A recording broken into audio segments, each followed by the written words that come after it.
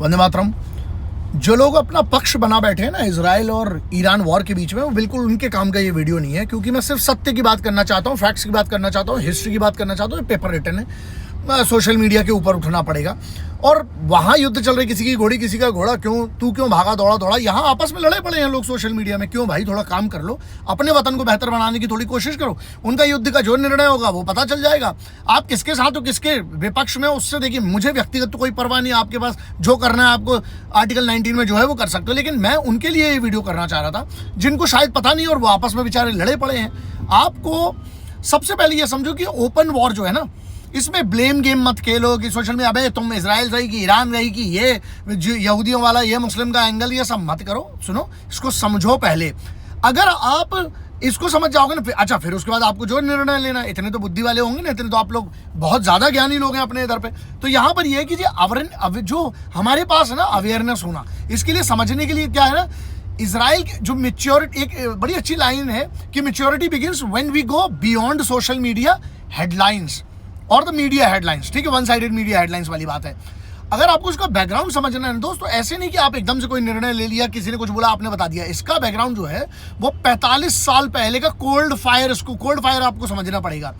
1979 में जब Islamic revolution में, उसके बाद उसमें इस्लामिक रेवोल्यूशन हुआ, उसके बाद ईरान में जब शाह गिरा, उसके बाद आयतुल्लाह का जब रूल आया, ठीक है 79 की बात कर रहा हूँ, तो ईरान की एक नई रिजीम बनी। उसमें उनने कहा कि इजराइल को ज़ायोनिस्ट एनिमी उन्हें घोषित कर दिया अपने जो अंदर की, हम भाई कोल्ड फायर, अभी हमारी कोल्ड फायर एनिमी बन चुकी है। ईरान ने शुरू किया प्रॉक्सी नेटवर्क। अब कैसे समझना पड़ेगा, हिजबुल्लाह जो है वो लेबनान में शुरू हुआ, हमास जो गाजा में, और हुती जो है यमन में। इजराइल ने इसे, उसका एक वर्ड उसने यूज किया था कि एक्सिस्टेंशियल थ्रेट, मतलब जीने के लिए उसको करना पड़ेगा टाइप का ये था। उसके बाद उसने ये कहा कि ऑफिशियल डॉक्यूमेंट्स में है, आप कर सकते हो कि एक्सिस्टेशन, ये क्या बोलते हैं, एग्जिस्टेंशनल या एग्जिस्टेंशियल उसको बोल सकते हैं, उसके थ्रेट के लिए, मतलब हमारे जो आहद है या जो जीने के लिए, उसके लिए उन्होंने बोला बिगिन डॉक्ट्रिन, इसको बोलते हैं बिगिन डॉक्ट्रिन, लागू कर दिया उन लोगों ने, जिसमें यह कहा गया कि जो भी हमारे खिलाफ न्यूक्लियर कैपेबिलिटी बनना चाहे हम उसे पहले ही तबाह कर देंगे। अब 1981, हम 79 से अगर आगे आते हैं तो 1981 में ये हुआ कि उनने एक पूरी की पूरी पॉलिसी बनाई कि इजराइल ने इराक का उसको ओसेरक रिएक्टर, एक जगह जो उनने जिस पे काम किया था, वो ओसेरक रिएक्टर को तबाह कर दिया उसने। फिर 2007 में सीरिया का अल किबर उनका रिएक्टर था, वो उनने तबाह किया। अब इसके बाद जो ईरान, इसी वाली कहानी का आगे वाला जो चैप्टर है वो आपको समझना बहुत सिंपल है। तो यहाँ पर जो ऑपरेशन राइजिंग लायन है, जो अभी 13 जून 2025 को जो इजराइल ने शुरू किया है, ऑपरेशन राइजिंग लायन को उन्होंने नाम दिया। इसके बाद उन्होंने क्या किया कि एक सर्जिकल एयर स्ट्राइक कैंपेन शुरू किया, जहाँ की ईरानियन मिलिट्री जो न्यूक्लियर इंफ्रास्ट्रक्चर्स थे उसको निशाना बनाया गया। उसके बाद जिसको फॉर्डो और क्या है नेथन्स है, उसको क्या बोलते हैं, हाँ नेथन्स एनरिचमेंट सेंटर्स, उस पर स्ट्राइक की। उसके बाद IRGC जो है वो क्वाड फोर्स है उनकी, उसके कम से कम मेरे ख्याल से 3 सीनियर जो कमांडर थे उसको हमले किया वहाँ पर, और 3 कमांडर उनके उन लोग मार गिराए। अब इजराइल ने जो cyber assisted missile targeting tech है उसको इसलिए यूज किया क्योंकि उसकी एक्यूरेसी जो होती है वो 94% 96% की मानी जाती है। तो उसने ये कहा कि भाई हमारी तो बिल्कुल एक्यूरेसी थी। फिर ईरान ने जवाब दिया 150 से ज़्यादा बैलिस्टिक मिसाइल्स, और उसके बाद 100 से ज़्यादा शहीद ड्रोन्स जो है उनके वो लॉन्च किए। उसके बाद इजराइल और ईरान ने जो ड्रोन है उसका दोनों में वो ड्रोन की वॉर चलती रही। फिर उसने ये कहा कि जो इजराइल की आयरन डोम डेविड्स स्विंग सिस्टम बोलते हैं उसको 90% इंटरसेप्ट किया, ये इनका क्लेम है इजराइल की तरफ से। और अब ये जो वॉर है इसको बोलते हैं कि शैडो से बाहर निकलकर ओपन डिलाइट में आ गई। पहले क्या चल रही थी, अलग टाइप की वॉर थी, 4th जनरेशन, थर्ड जनरेशन की बात चल रही थी, अब ये 5th जनरेशन पे आ गई। तो जो रियल हाइब्रिड वॉरफेयर होता है ना, टेक इंटेलिजेंस और साइकोलॉजिकल ऑप्स बोलते हैं, ये जो होते हैं।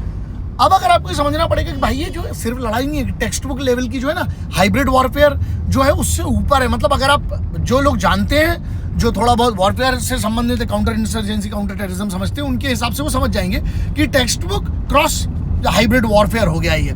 तो इसराइल की जो मोसाद ने पिछले साल की ही जो यूएवी बेस एक्टिवेट किया था, उसके बाद ईरान के अंदर उनके जो मोसाद के एसेट्स थे, उसके बाद आपको जिसको इसके बारे में जानकारी, बहुत सारे उसमें अटैक हुए, तो बहुत सारे लोगों का नाम आया, बहुत सारे लोगों का इन्वॉल्वमेंट हुआ, प्रूफ कहीं पर नहीं हुआ, लेकिन ठीक है वो चल रहा है। अब सबोटाज ऑप्स में जो 2 ड्रोन थे उनके, उसकी पूरी की पूरी फैक्ट्रीज डिसेबल किए गए, उसको हो गया, उसको कर दिए, जिस पर अगर अब आप बात करोगे तो ओपन कंफर्मेशन कोई नहीं देता, ना ओपन कंफर्मेशन। लेकिन इसराइल ने एआई असिस्टेड जो सेंसर फ्यूजन टैक्टिक्स यूज है, वो वॉरफेयर की एक मॉडर्न टेक्निक है, उसको रियल टाइम में human plus satellite plus data, उसका जो सैटेलाइट डेटा आता है, जो उनका ग्राउंड इंटेलिजेंस होती है, उसके साथ जो है इंस्टेंट टारगेटिंग जो होती है, उसको इंस्टेंट टारगेट करके भाई पूरा का पूरा कोऑर्डिनेट करके टेक बेस होता है वो, फिर 6th जनरेशन वॉरफेयर की तरफ बढ़ रहा है, तो वो होगा। उसने किया। फिर इसराइल जो ईरान की स्ट्रेटेजी थी वो क्या थी कि भाई उनने सोचा कि भाई क्वांटिटी की तरफ करते हैं, quantity over quality, low cost जो ड्रोन होते हैं उसको पूरा का पूरा जो है इसराइल की तरफ भेजो। फिर उसके बाद जो सैचुरेशन, इसको बोलते हैं क्रॉस सैचुरेशन सिस्टम भी कहते हैं, इसके मेथड भी कहते हैं कि भाई इतना ज़्यादा बल्क में अटैक कर दो कि पूरा का पूरा जो सैचुरेट हो जाए उसका क्या डिफेंस सिस्टम। अब जब इजरायली डिफेंस को कंफ्यूज हो जाएगा तो उसके बाद अंदर जा सकते हैं, फिर अटैक हो सकता है। तो इसको उन्होंने नाम दिया जो जाना जाता है, और ये इसको बोलते भी हैं कि स्वॉर्म सप्रेशन डॉक्ट्रिन बोलते हैं इसको। अब ईरान के प्लेबुक का अगर आप समझो तो ये वाला एक नया चेहरा तो पहले नहीं किया था, आप बोलते हैं कि ये वाला नया है, क्योंकि पहले तो प्रॉक्सीज की तरफ हो रही थी, अब डायरेक्ट हो गई है। अब अगर आपको ये बात करना पड़ेगी सिविलियन का इम्पैक्ट है ना दोस्त, तेहरान में मिसाइल फ्रेगमेंट में 78 लोगों की जान गई, 320 लोग घायल हुए हैं। इसराइल में भी हाइफा में, अशदौद में पूरे ड्रोन अटैक्स हुए हैं, बहुत सारी इंजरीज हुई है, सैकड़ों लोग वहाँ पर इंजर्ड हैं। ईरान में भी है, इसराइल में भी है। अब साइकोलॉजिकल जो ट्रोमा होता है उसका लेवल ना, आप जिसके साथ होता है, जिसने देखा है, जिसके ऊपर गुजरी होगी, वो अलग होता है। एक बात बताओ, ये जो इनोसेंट लोग हैं इनका कोई जो है ना वो मिलिट्री टारगेट वाली बात हो रही थी। इजराइल कहता है कि मिलिट्री टारगेट वो कर रहे हैं, ईरान कहता है वो कहीं पर भी मार रहा है, तो ये सब चल रहा है। लेकिन यहाँ पर एक बात बताओ, कोई मिलिट्री टारगेट तो डायरेक्ट तो है नहीं। अगर किसी के घर पे एक रॉकेट गिरता है तो मिलिट्री टारगेट तो है नहीं। तो यहाँ पर अगर यार जंग के भी कुछ नियम होते हैं। बात यह है कि मासूम हाँ ना, ये है ना कि जो 2023-24 का जो वहाँ से जो हमास ने किया था उसका रिटेलिएशन में ये सब हुआ है। लेकिन यहाँ सिर्फ एक चीज़ है ना, अगर इंसानियत ही खत्म हो जाएगी तो देश लेके करोगे क्या तुम लोग यार? कोई भी हो, चाहे मतलब देश की बॉर्डर है, हमारे वतन पे भी कोई करेंगे घुस के मारेंगे सालों को, और मारा भी अभी ऑपरेशन सिंदूर में। लेकिन हमें ये देखना पड़ेगा ना कि आपस में मत लड़ो, कम से कम जहाँ हो रहा है उनके लिए यहाँ पर गंदा माहौल मत करो देश के अंदर। अब उन लोगों की बात करना बहुत ज़रूरी है जो मीडिया में बिल्कुल चर्चा से बाहर है। कैसे? सऊदी अरेबिया, यहाँ पर ये है ना कि कैसे सॉल्यूशन पे भी तो काम करना पड़ेगा ना। देखो, सऊदी अरेबिया और यूएई जो है ओपनली न्यूट्रल रहे हैं अभी तक, लेकिन behind the scene de escalation की कोशिशें की गई है। जो सोर्सेज मतलब वैलिड की बात कर रहा हूँ, जो डॉक्यूमेंट्स वाली बात है। अब ओमान और कतर ने अगर सीक्रेट डिप्लोमेसी का चैनल मेरे ख्याल से खोला है और उसको एक्टिवेट किया, जबकि दोनों जो है ना कि बहुत रेयर है, लेकिन इस बार ये कोशिश तो हो रही है।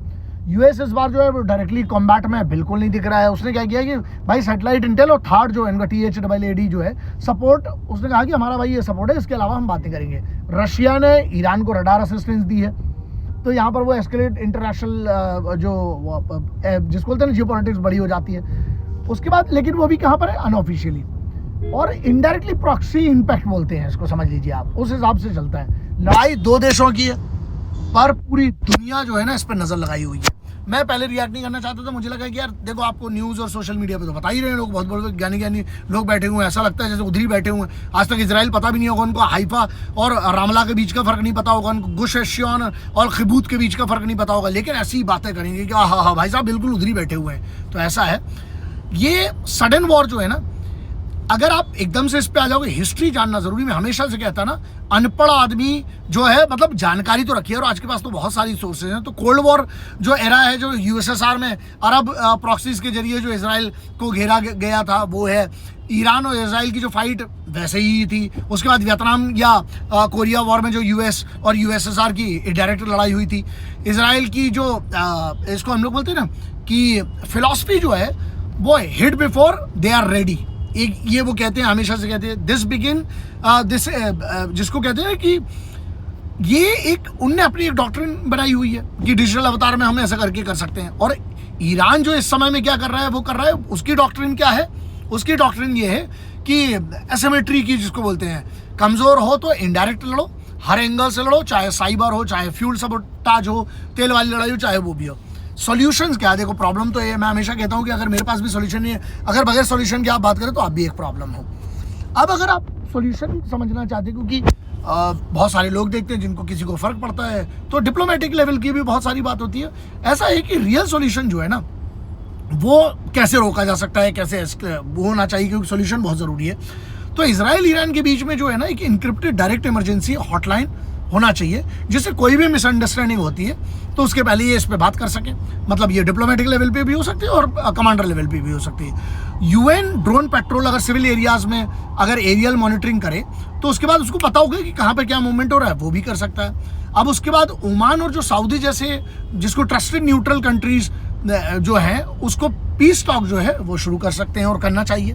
अभी ग्लोबल जो जिसको जो हम कहते हैं ना, ग्लोबल कैजुअलिटी ट्रांसपेरेंसी बोर्ड बहुत ज़रूरी है कि कहाँ पर कितनी मौतें हुई हैं, सिविलियंस की कितनी हुई है, उसके बाद पूरी दुनिया को बताना ज़रूरी है। क्योंकि सिविलियंस अगर इसमें इन्वॉल्व हो रहे हैं तो दोनों तरफ से जिम्मेदारी तो दोनों लोगों की आती है ना, क्योंकि वो इसके तरफ के मार रहे हैं, ये उसके तरफ के मार रहे हैं। और उसके बाद जो होता है, इंडिपेंडेंट साइबर इंटेलिजेंस पैनल तैयार होना चाहिए। जैसे फॉल्स फ्लैग जो होता है वो पहले से कह दो कि जो मिस रिपोर्टिंग हो रही है उसको डिटेक्ट करना पड़ेगा। भाई पीस जो है ना तभी पॉसिबल है जब आपके जो स्टेप्स हैं वो स्मार्ट होना चाहिए। स्पीच देने से और सिर्फ उसके ना सोल्यूशन है तो बात करो, चाहे वो किसी भी प्रॉब्लम का हो।